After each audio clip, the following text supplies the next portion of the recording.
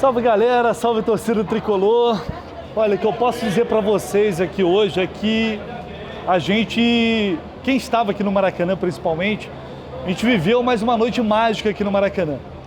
Um momento em que esse time se conectou de uma forma com o torcedor que é de arrepiar, amigo, é de emocionar. Essa sinergia, essa simbiose entre time e torcida eu não vejo há muito tempo, confesso para vocês.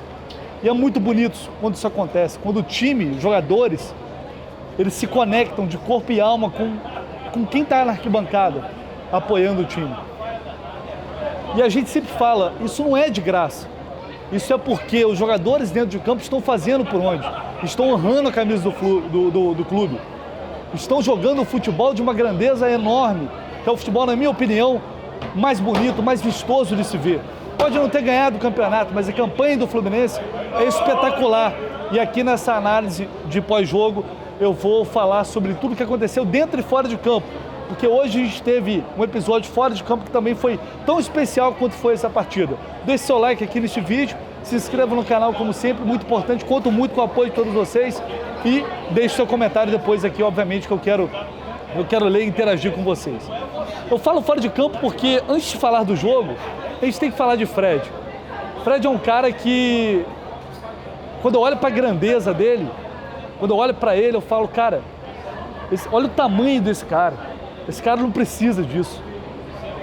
E aí, o cara vem pro metrô, pro Maracanã de metrô, no meio da torcida, porque ele prometeu que ele ia fazer e ele cumpriu essa promessa hoje. O Fred, aposentado, fez história no Maracanã novamente. Porque ele está destinado a fazer história quando ele bota a camisa do Fluminense, mesmo quando é torcedor. Não tem jeito. Esse cara está destinado. O destino desse cara se mistura com a história do Fluminense. O cara vem e chega aqui, e quando ele chegou, eu estava descendo da cabine da rádio para ir para o campo, e eu dou de cara com o Fred. Cumprimentei, a gente trocou uma ideia rapidinho. Para mim, ele ia pegar dali e ir para um camarote. O cara foi para o setor sul, o cara foi para o meio da torcida. Porque ele falou que um dia ele ia assistir um jogo do setor sul do Maracanã. Então isso é emocionante, é um negócio que... De novo, cara, o Fred me fazendo emocionar, porque isso é uma coisa que... Cara, a gente ama o futebol por isso. A gente ama um cara como o Fred por isso. Porque isso não tem... Eu vou tentar descrever em palavras, mas eu não vou conseguir expressar todo o meu sentimento e para tentar traduzir isso para vocês. É difícil. Porque isso vai além do futebol, isso vai além do jogo, isso vai além de tática, isso vai além de qualquer coisa. Isso é sentimento, isso é paixão, isso é amor, isso é uma relação tão profunda que fica difícil para a gente explicar. E aí, já que eu estou falando do Fred, eu vou só pular direto pro gol, antes de analisar o jogo, pular direto pro gol do Germancano. 43 gols na temporada. O Cano não tinha acertado um chute no gol nessa partida, mal tinha chutou uma bola prensada para fora. Ele não estava naquela noite esperado. Mas quem disse que ele precisa de estar esperado? Quem disse que ele precisa de jogar pra cacete para fazer gol? Não precisa. A bola veio, cruzamento perfeito do Matheus Martins, perfeito. Na cabeça dele, testada, fulminante. Tadeu que vinha salvando o Goiás, salvou o Goiás no primeiro tempo. Foi, mas não achou nada. De novo o Germancano, de novo no Maracanã. E aí ele olha, e aí eu pergunto para vocês, vê se esse cara precisava fazer isso. Vê se esse cara tinha a necessidade de dar moral pro Fred, que estava lá na arquibancada. Ele olhou, sabia onde o Fred estava e fez a tradicional comemoração do Fred. E depois o Fred devolve e a torcida vai ao delírio em mais um momento histórico aqui no Maracanã. Mais uma vez. O passado e o presente se encontrando, se conectando e fazendo essa torcida viver momentos incríveis.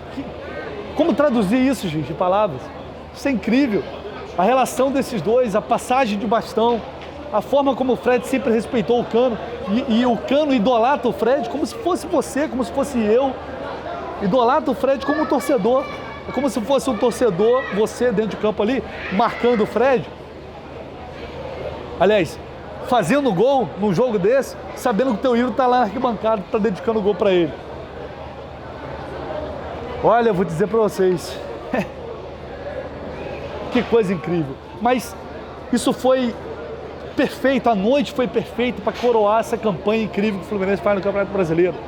Para presentear esse grupo que viveu, começou muito bem, teve um momento de dificuldade, mas que se reencontrou, que foi dedicado, que foi, acima de tudo, honesto com o torcedor, foi firme, trabalhador e talentoso.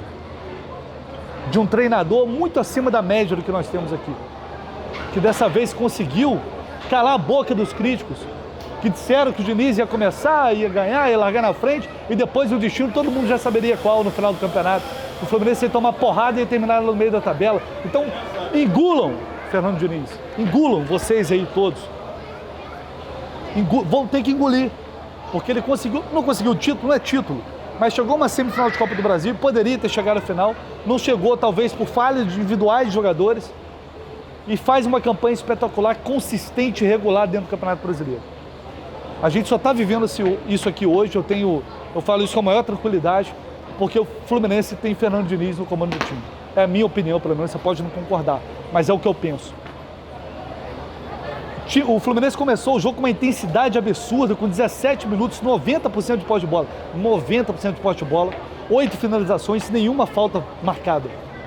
Não tinha feito nenhuma falta. Massacre absoluto até os 20 minutos. O Tadeu salvou pelo menos 4 chances, o Iago perdeu uma chance clara, depois um lindo passe do Ganso, que achou que estava, ele e Ares ali nesse início do jogo, estava um negócio de louco. Os caras estavam dando passes e fazendo jogadas incríveis, do nível de genialidade deles. É o Pelé colombiano mesmo, não tem jeito.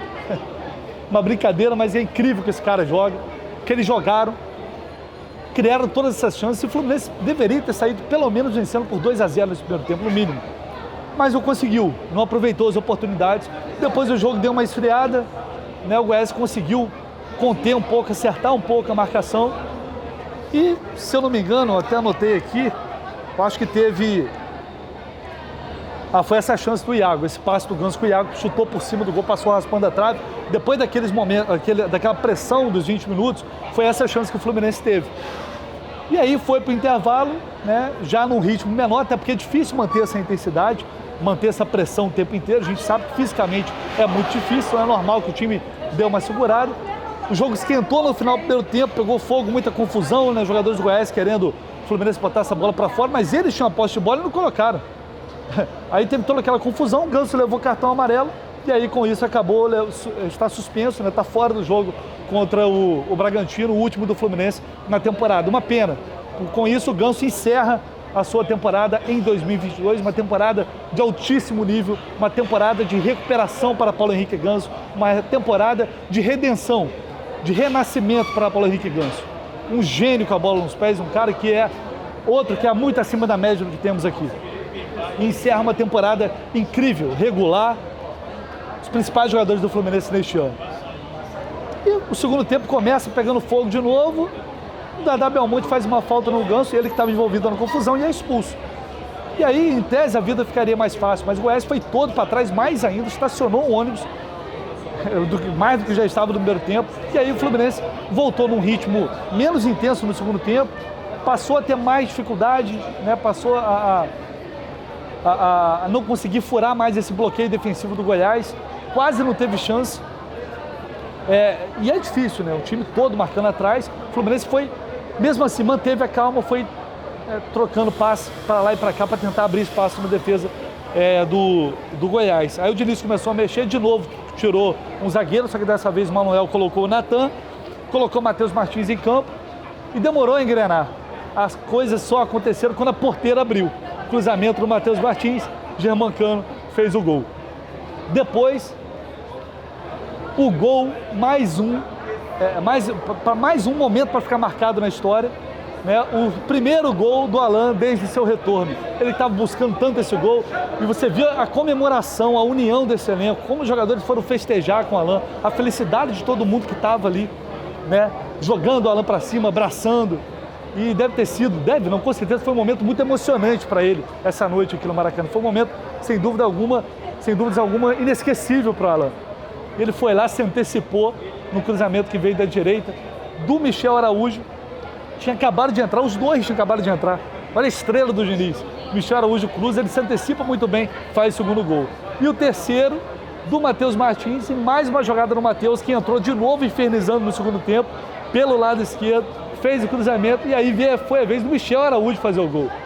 Incrível, como o jogo, no primeiro tempo estava chato, estava modorrento, né? Só o Fluminense atacando, mas sem criar oportunidades claras, para lá e para cá, parecia que não ia acontecer, estava caminhando para um encerramento do jogo até decepcionante por tudo que o time fez no jogo, por todo o domínio completo, massacre completo que foi esse jogo.